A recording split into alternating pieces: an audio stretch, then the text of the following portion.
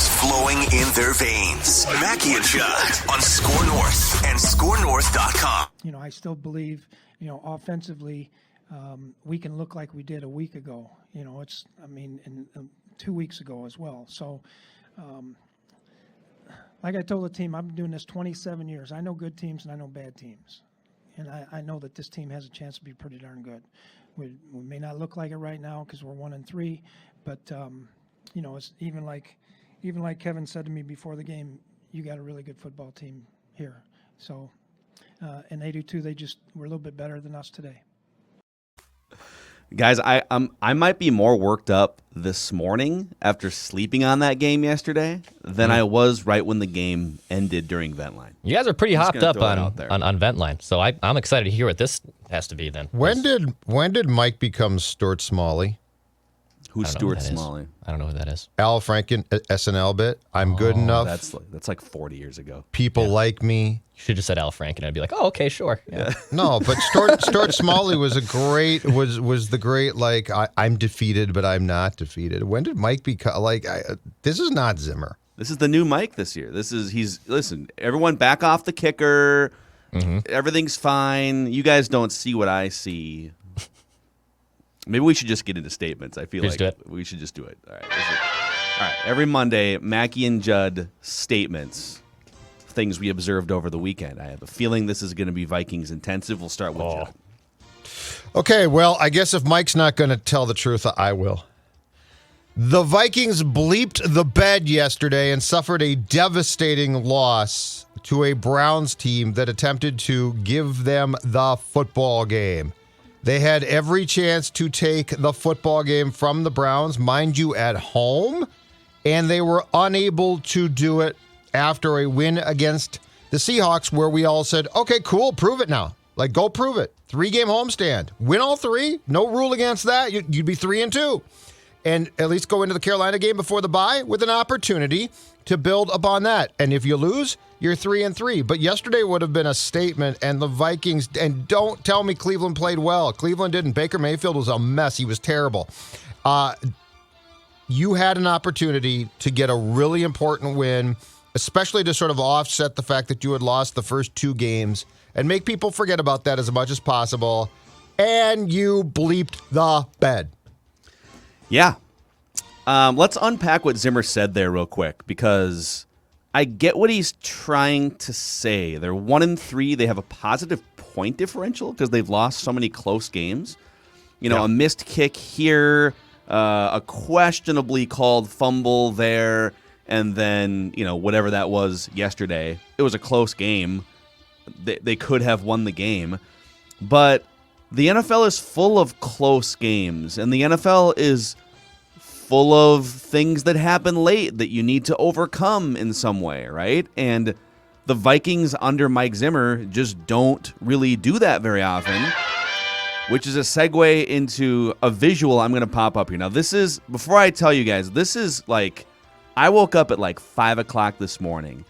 I asked one of our friends who has access for some all-22, even I have a lot of takes that I've just been stewing on all morning long here. And I'm going to show you, this is from my raw notes from our friend Minnesota Researcher, okay? You're getting a glimpse into, Mackey's raw show prep notes here, okay? So this is, again, our friend Minnesota Researcher is great at digging through this stuff and doing the legwork here. This is Mike Zimmer's record against teams that finished the season with a winning record.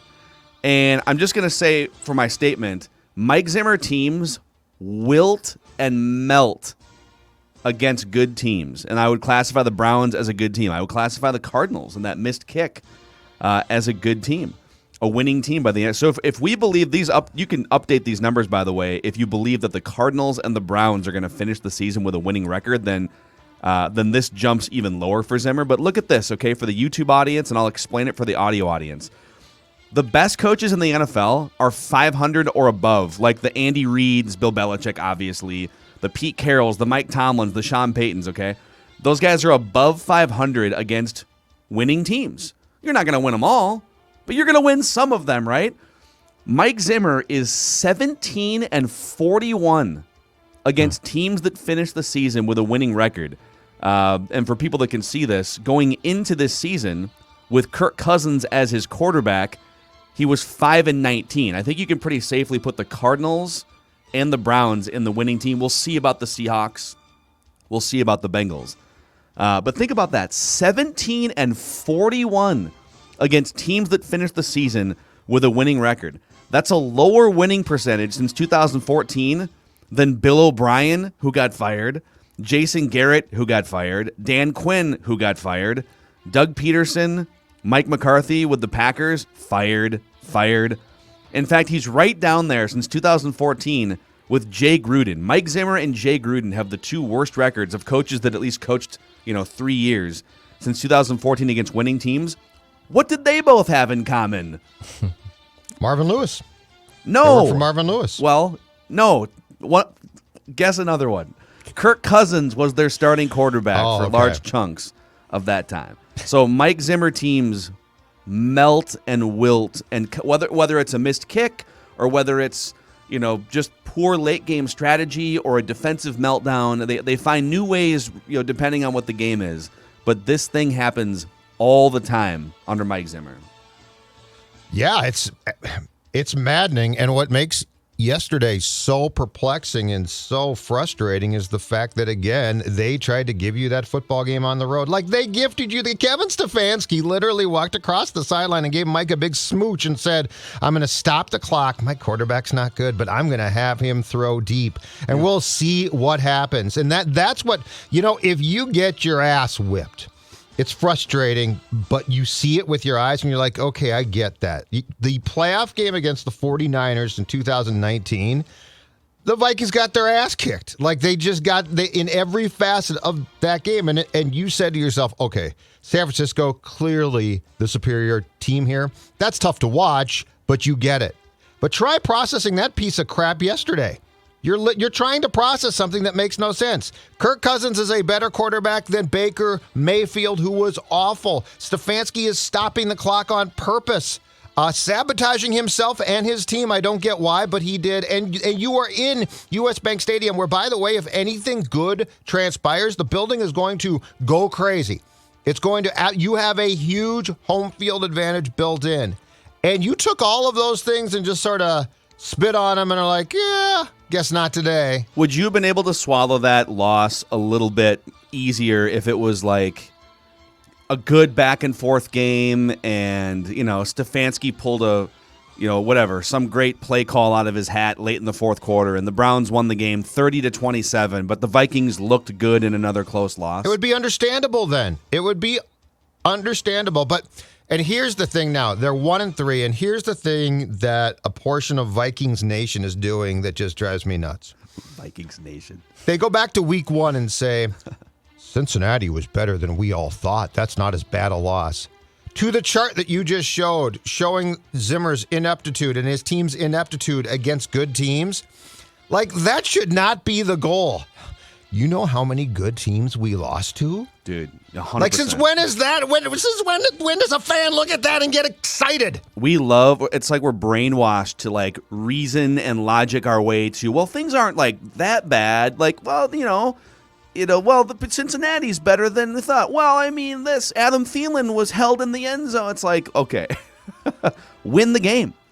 Yeah. Win the game. Yes, play sir. To win the game. All right.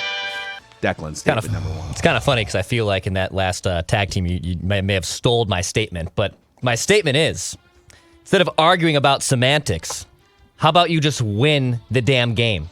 How about you just win the damn game? Yes, a terrible PI call on Eric Kendricks that leads to a Browns touchdown at the end of the first half. A soft call. Yeah. It was a bad call, but it happens. It's football. And then you have another PI against Thielen in the end zone, which, by the way, that ball is uncatchable. The PI, in my opinion, wasn't going to even matter. I know Thielen was interfered with at the last Hail Mary of the game, but guess what? You had every chance to win it. Baker Mayfield stepped out on that field and had the yips the entire game. He could have hit anybody. They gifted you the chance to win, and you still couldn't. Instead of looking at the Bengals game and, a missed kick, or the butt was down, or there's a PI. Now you're 1-3.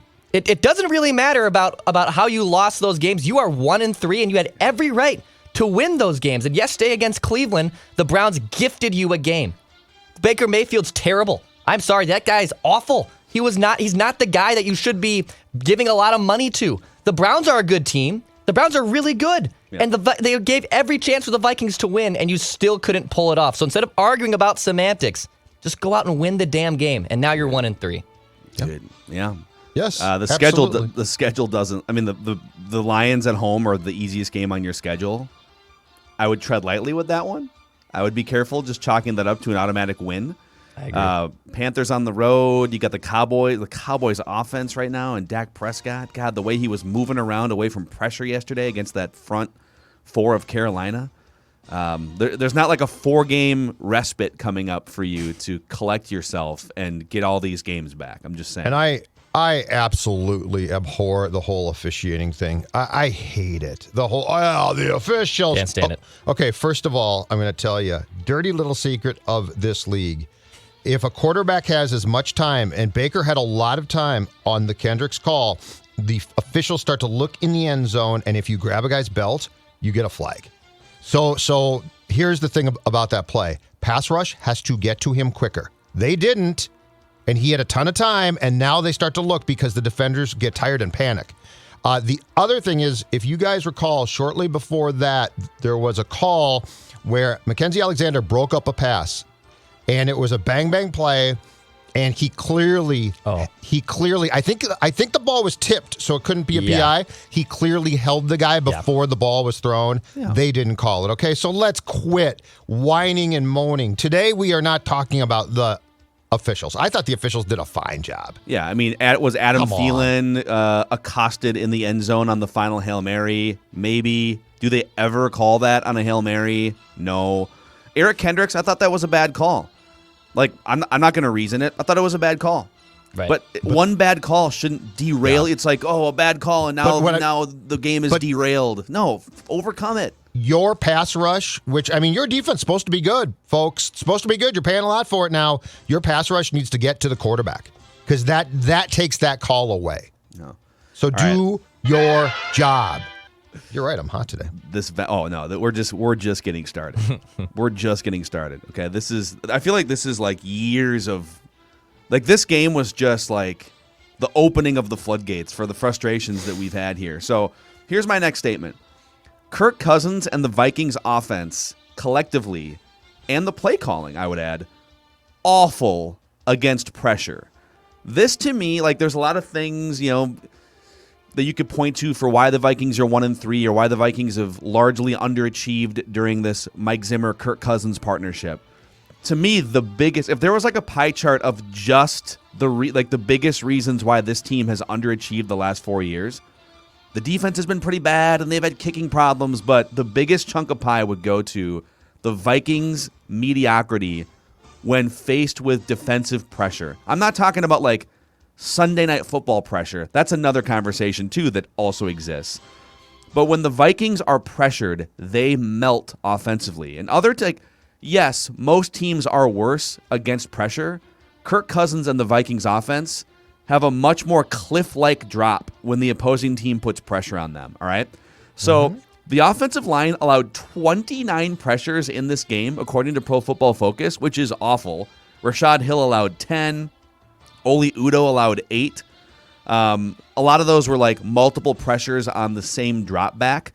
So Kirk was pressured on about half of his 41 dropbacks in that game. So when he had a clean pocket, I know this is statistical overload, but when he had a clean pocket on half the throws, 74% completions, 8.5 yards per attempt. MVP, right? And we've known that about him. When the pocket's clean, this dude is one of the most lights-out accurate passers in the NFL. Absolutely. But when you face guys like Myles Garrett and Aaron Donald and, Danielle Hunter, doing what he's doing to opposing teams, like, there's dudes like this everywhere in the NFL.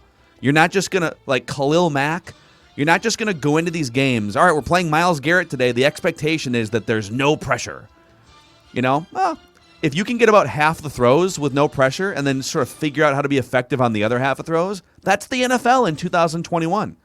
But when the Vikings offense was pressured, Kirk Cousins, 32% completions, 2 yards per attempt. Mm-hmm. That's the game. Like, well, everyone struggles with pressure. Not like that, they don't. Well, Like, not like that. And your team is, somebody, and it might not be Kirk, somebody has to pay the price for this because they set this in motion. Like, they literally went into the building with a gas can and matches. They poured the gas all around. They lit the match. Rashad they Hill walked poured away, some on himself. and then they're shocked the building's burning. How is the building burning down? Dude. Well, I mean, like, yeah, we talked about this for a little bit on Ventline yesterday. I'm sure we'll get more into it on Purple Daily. Check out our other daily shows. But, like, this is the crossroads that we're always at with this offense, right? Hey, when things are smooth sailing, the scripted plays early on, everything's great. When the offensive line gets protection, everything's great. But you're not going to have everything be great all the time in 2021 NFL. And so you can either, for the other percentage of plays that are muddy when the opposing team's getting pressure, you have 2 solutions. You can either focus even more on getting better offensive linemen. I guess there's 3 solutions. You could move the pocket once in a while schematically. Like, how many times did they just roll out to the right? Probably not often enough yesterday. I'd be curious to see. All right, Myles Garrett is getting pressure on every other snap. Maybe we can roll the pocket away from him and buy Kirk an extra 2 seconds. What a novel concept, right? But you can either find better offensive linemen by pumping free agency money into that group, by being better at drafting, and or these don't have to be mutually exclusive, and or you can find a quarterback long-term that's performance doesn't drop off a cliff when guys get into his face. Like, the whole game gets thrown off when Kirk sees pressure. It's like he starts seeing ghosts. He stops throwing the ball down the field as often. I mean, so much so that on the final sequence of the game, when you have 8 seconds left and an interception doesn't matter anymore, like, you just need to take shots at the end zone. And he's just, like, immediately in check down mode with 8 seconds left because, I might not have enough time. It's like, no, dude, just literally take the snap and throw the ball up in the air and let Justin Jefferson try to catch it. But he starts seeing ghosts. So anyways, the Vikings are so bad when faced with pressure, defensive pressure, quarterback, offensive line, coaching staff, front office, like, all of it is a disaster, and they have yet to find a fix for it. That goes perfectly into my next statement. And it's very simple. And I don't think anybody, even the Kirk stands, are going to disagree with this one. Vikings' final drives make me want to puke. They are the most disgusting, already script is written, predictable, cliche that I think we're seeing maybe in football today as far as situation. And I wonder what's going to happen. I wonder if they're going to score. No, they're not. Kirk Cousins yesterday on that. Miss a kick or something. Yeah, but Kirk Cousins yesterday in what was just an elongated memory of the drive that he tried to orchestrate against the Titans last year that in the same way didn't work. This one got farther. Kirk Cousins statistics on that final drive, like when you need to be the $35 million guy right now. There is no ifs, ands, or buts. We need you. You are the most important person. I know the pressure's bad. I almost don't care at this point. Figure it out. Do what you got to do to get that touchdown because you have not scored since your first drive. 3 of 9 for 28 yards. That's what he was. 3 of 9 for 28 yards, which included one substantial play. That was the pass to Thielen for 19 yards. But the other 2 plays were a short pass to KJ Osborne for 3 yards, and then the check down that you mentioned, Phil, to Tyler Conklin for 6 yards. Like, this is the Tom Brady, take your pick of clutch quarterback, Aaron Rodgers. You know what? Back in the day, for sure, Brett Favre. Yeah. Don't give, like, when's the last time you heard somebody, an announcer, a fan, your pet say, don't give Kirk too much time? Like last night, I'm watching that, just marvelous, by the way. Love that Patriots-Bucks game. Just in love with it. I just want to hug it. But I'm watching that game, and I'm literally doing the clock math in my head to be like, okay, you know, Brady, like, if you're the Patriots, you got to milk this clock because you can't give him. And we joked about this I think it was the 2003 game that the Packers beat the Vikings in Lambeau, if I'm not mistaken, or 4. But we joked, the Vikings scored a touchdown with like 1:02 left. And I literally said, they gave Brett too much time. And he went right down the field and scored. This is where you need your guy. And he's checking the passes down. He's 3 of 9. And, it's not a one-off. It's not that was an odd day for Kirk. It's the expectation. Let's play a clip here. So, Dex, I'll let you fire this, but this is...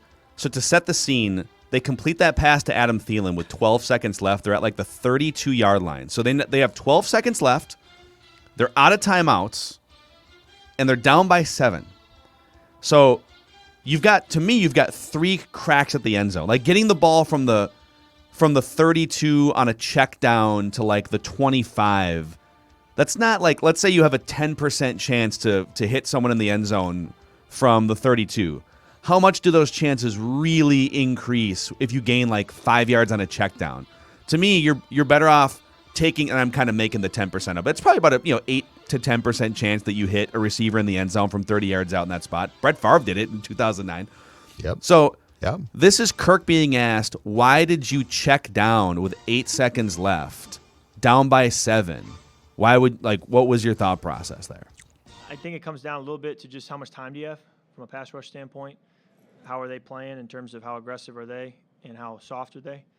And, you can't turn the ball over, otherwise you don't have that chance at the end. So you're better off taking as many yards as they'll give you to get yourself into a realistic throw at the end where, it'd have to go the end zone.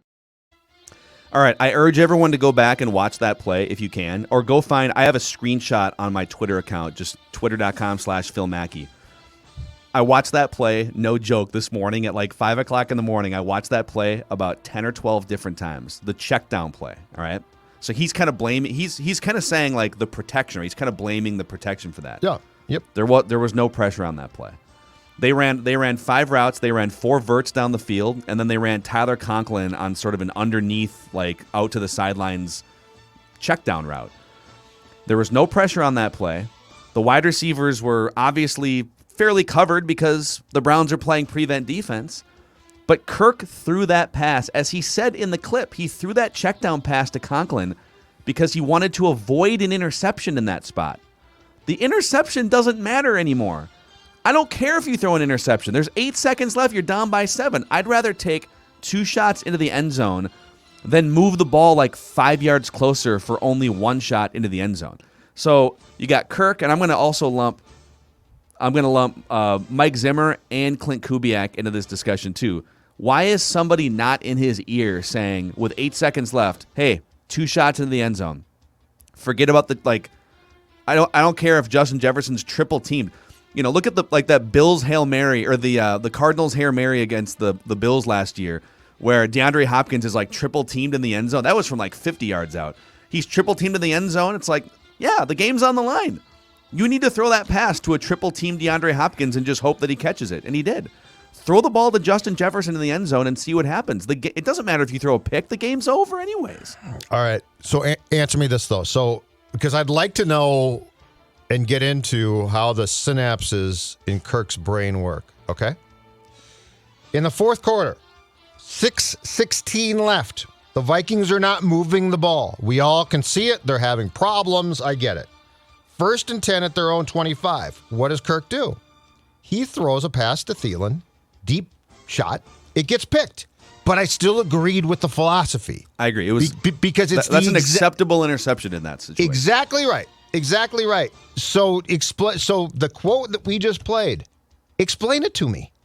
Because it's the same, almost damn near same type of deal. Why are you getting conservative when it matters the most now? Like, the clock is running. You're in trouble. You need to go. And you're checking the ball down when you realized, and he talked about it and said, we needed to take a shot because, there had to be a spark. There had to be something. So you made the decision that backfired on you, but was the right decision. And then when we're talking about late in the game where you clearly have to go, he's checking it down. Explain that to me. Yeah. I mean, it's a rhetorical question. He's not thinking like the great late game, Tom Brady is the ultimate, he's thinking about all this stuff, right? the check down on that play, and people are probably going to be like, well, what do you mean? Like, if you throw an interception, the game is over. Well, take two. You have 2 free shots into the end zone right now, and you will get a free pass if you throw an interception. This is the time where you can throw, like, if you throw an interception, people are going to be like, well, I mean, at least he tried to win the game, tried to tie the game. You throw a check down on that spot. How are you improving your team's chances to win? Are you telling me the difference between a 25-yard shot into the end zone and a 32-yard shot in the end zone, that there's like a huge percentage difference? Wouldn't you rather have, like, this is my poker player theory coming back to me, wouldn't you rather have 2 shots at the 10% than 1 shot at the 12%? But he's not thinking about that. Mike Zimmer's not thinking about that. And clearly Clint Kubiak is not thinking about that. And when your offensive leaders and your head coach aren't thinking on that level when it comes to game theory and end game strategy, how do you expect to be great late in games? There's a reason. And the offensive line is mediocre too. We'll throw them in. Like, of course the Vikings are bad late in games because this is the type of thinking that goes on. The second to last play also is a great time to take the first of 2 shots because the referees are more likely to throw a PI flag on that one than the last one. So just take a gamble. And you're at home. The fans are going nuts. The referees can be influenced by that. The second to last play is a great play. You throw it up to Jefferson. He does some acting. Probably gets mugged, right? They're a lot more likely to take the hanky out there. So, yeah, there's so many frustrating things that go into a loss like that because it was so damn avoidable. All right, Declan. All right, my next statement. We're all just in the tee box right now. This is just great. Dun, dun, dun, dun, dun. My next statement. We are tracking towards a blood sacrifice. Wow. That is my statement. And I know that sounds kind of gruesome, but I was coming up with my statements last night, and I was thinking, well, someone's going to be sacrificed here. We are tracking towards a blood sacrifice. And it's most like, obviously, the 3 culprits, the 3 people on trial, if you will, for this blood sacrifice. Is this like the movie The Wicker Man? Have you guys ever seen the original Wicker similar. Man? It is. Or it ends with they just burn a guy alive. Yeah. There's that new Adam Driver and Matt Damon movie coming out about the trial by combat. Like I feel like it's going to be similar to that maybe. But the 3 guys that obviously come to mind: Zimmer, Spielman, Kirk Cousins. The quarterback's going to be the most difficult to do a quote unquote blood sacrifice for in the middle of the season. But the Vikings are 1-3 right now. There's a very good chance, at best, this team's only going to be 2-4 at the bye week. Maybe they can get to 500. Maybe they'll go 3-3. But if they lose these next 2 games, someone's getting canned at the bye week. And I don't know if it's the head coach. I think they like Spielman more than they like Mike Zimmer. Judd was talking about that on Ventline. But this defense is terrible. The philosophy isn't working. You can't beat winning teams. We're tracking towards some type of blood sacrifice before the season ends. If they do it at the bye, it's one guy. It's Mike. Rick's not being. If Rick could get fired, but it'll be after the season. They can't trade Kirk right now. So yeah, if they're going to do that, if they lose to Detroit, which I don't think they will, but if they do, and then they lose to Carolina, it's probably highly likely that they would make a change. But Mike is the only choice at the bye week, in my opinion. My sense is that, like, if you polled Vikings fans, I think a lot of people are just done with Mike Zimmer at this point. I think a lot of people are starting to come around on Cousins for what he is, which is he's a front-running sort of perfect conditions quarterback, and that's not how the NFL works. And you saw it against the Browns yesterday. Boys, I know we have more statements. Let's do bonus statements because I think our guy Randy in Cottage Grove has a dud stable. I have not looked at his tweets right now. I don't even know if he's okay, but. I have gotten the bat signal that our guy Randy in Cottage Grove does have some thoughts on what he's not okay. He's never okay. That's a good we point. just hope he's alive. Agreed. Yeah, that's a good point. So, all right.